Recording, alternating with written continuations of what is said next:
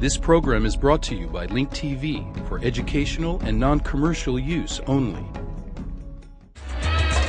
The Obama administration hopes to announce a resumption of Israeli-Palestinian peace talks, but Israel's ever-expanding network of settlements seems to stand in the way. Will a new push for settlement freeze succeed, or will Netanyahu's delay tactics prevail? Answers to these questions and more on Link TV's Mosaic Intelligence Report.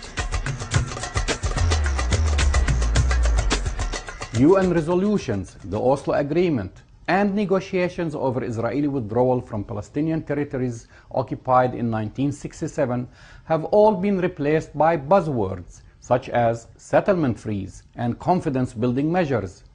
Israel's Prime Minister Benjamin Netanyahu has skillfully managed to get the international community spinning its wheels over issues that have been dealt with decades ago. During a recent press conference with Benjamin Netanyahu, Angela Merkel, the German Chancellor, said, "Stopping the construction of settlements plays a key role within this process. Progress must be made, and I once again stress that the German government believes time is running out." Her comments came after Netanyahu held talks with George Mitchell, the U.S. Middle East envoy, amid tension between Washington and Israel over the issue of settlements. Israel's ever-expanding network of settlements in the occupied territories is viewed by many members of the international community as the most significant obstacle to the creation of a viable, sovereign Palestinian state. The settlement freeze idea was born in 1977 after the Camp David summit. In a letter to President Jimmy Carter, then Prime Minister Menachem Begin offered a 3-month moratorium on establishing new settlements rather than the longer moratorium preferred by Washington. The freeze idea was also raised by President George Bush Sr. without success in the context of a U.S. agreement to provide loan guarantees to Israel in the early 90s. The idea was also prominent among the confidence-building measures sought by the Palestinians before and after the Madrid Conference in 1991. The freeze was also reiterated by the Clinton administration, but was watered down when the provision for natural growth was added to it. The saga continued under George W. Bush, and lest we forget it, it was George Mitchell who was dispatched to the region in 2001 to discuss settlement freeze and evacuation recommendations by the Sharm el-Sheikh Fact-Finding Committee, which has called for the cessation of all settlement activity as a key element in constructing a viable diplomatic process. The saga continues again. George Mitchell is back, and we now hear that Israel and the United States are closing the gaps over the contentious issue of West Bank settlement construction, according to what senior American officials who are intimately involved in the matter recently told the Israeli Haaretz newspaper. Meanwhile, Prime Minister Benjamin Netanyahu has resisted U.S. and international calls for a total freeze on construction, arguing that the Bush administration had acquiesced to continued Israeli settlement activity in large blocks that are likely to be annexed by Israel in any future agreement with the Palestinians.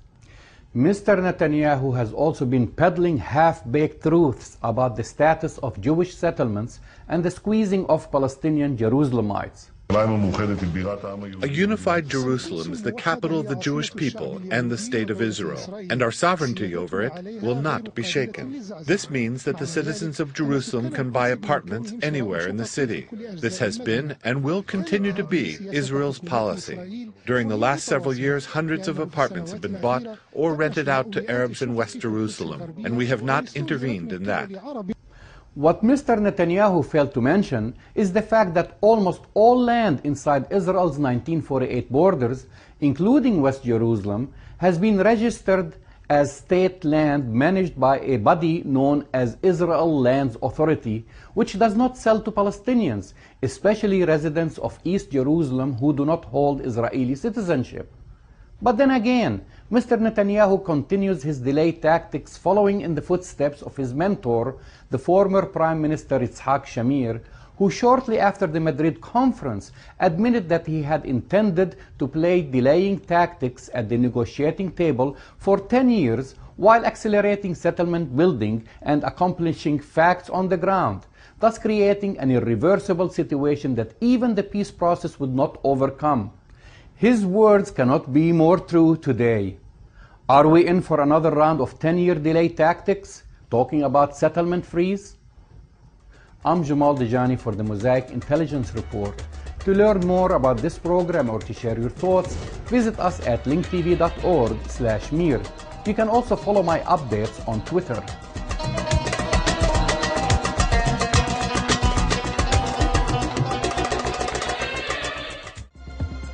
This program is brought to you by Link TV for educational and non-commercial use only.